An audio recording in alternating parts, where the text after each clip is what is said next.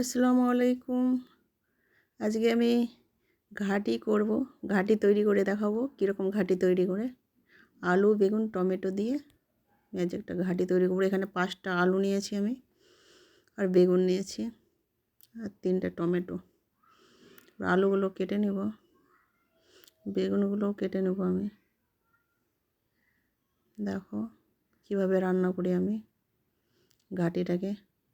এবার আমি গ্যাসে কড়াই চাপিয়ে দিয়েছি, জল দিয়ে দিয়েছি, এবার লবণ দিয়ে দিলাম। এবার হলুদ দিব, হলুদ দিয়ে দিয়েছি। এবার দেখো বলক চলে এসছে। এবার আমি বেগুন আলুগুলো দিয়ে দেব। দেখো আমি দিয়ে দিলাম।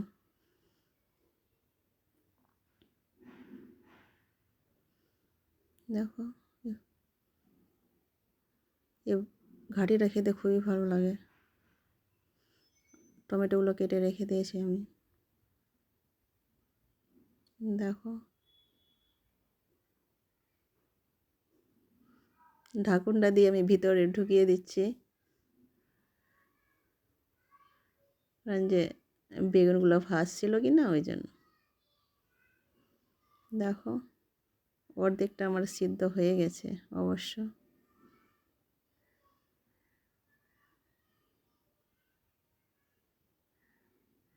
ঢেকে দিলাম 1 মিনিটের জন্য। দেখো 1 মিনিট পর আবার চলে আসলাম ফিরে। দেখো অনেকটা জল কমে গেছে অবশ্য।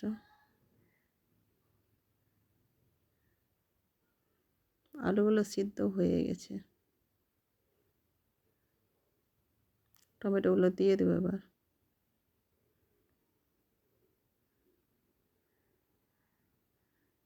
দেখো টমেটোগুলো দিয়ে দিলাম আমি।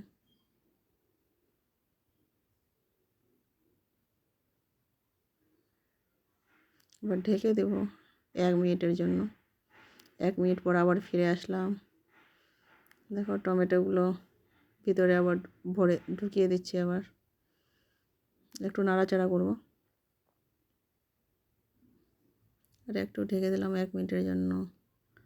1 মিনিট পরে দেখেন আমার টমেটোটা সিদ্ধ হয়ে গেছে, আলুটাও সিদ্ধ হয়ে গেছে, বেগুনটাও সিদ্ধ হয়ে গেছে। একটু এবার চামচ দিয়ে নাড়াচাড়া করতে করতে আঠালো ভাব করবো। এবার ঘাঁটিটাকে আঠা আঠা ভাব করবো। আলুগুলো কিন্তু ভাঙবো না, বেগুন আর টমেটোটা ভাঙবো শুধু, আঠা আঠা হয়। এই ঘাঁটিটা খেতে খুবই ভালো লাগে। রুটি দিয়ে তো রুটি দিয়েও ভালো লাগে, ভাত দিয়েও খেতে ভালো লাগে, আর ঠান্ডা হলে আরও খেতে ভালো লাগে। ঠান্ডাটা বেশি ভালো লাগে, গরমের থেকে ঠান্ডা ঘাঁটিটা খুবই ভালো লাগে খেতে। দেখো আমি নেড়েছে আঠা আঠা করে নিয়েছি। দেখো এবার ঢেলে নেব।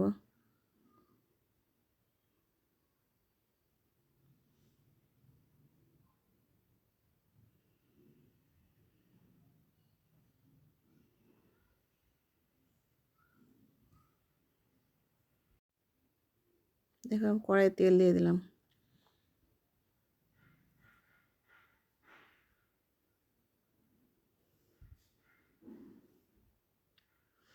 এবার পেঁয়াজ রসুন কুচিটা দিয়ে দিলাম তেলের মধ্যে। এবার শুকনো লঙ্কাও একটু গুঁড়ি গুঁড়ি করে দিচ্ছি যেন ঝাল ঝাল হয়, কারণ যে এটা বাগার বা ফোড়নে ফেলছি তো ওই জন্য।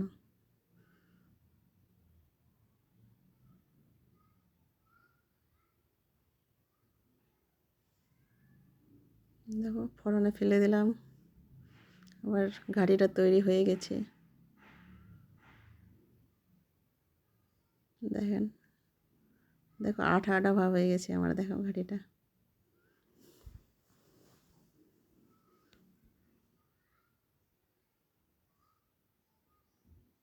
এবার ঢেলে নেব।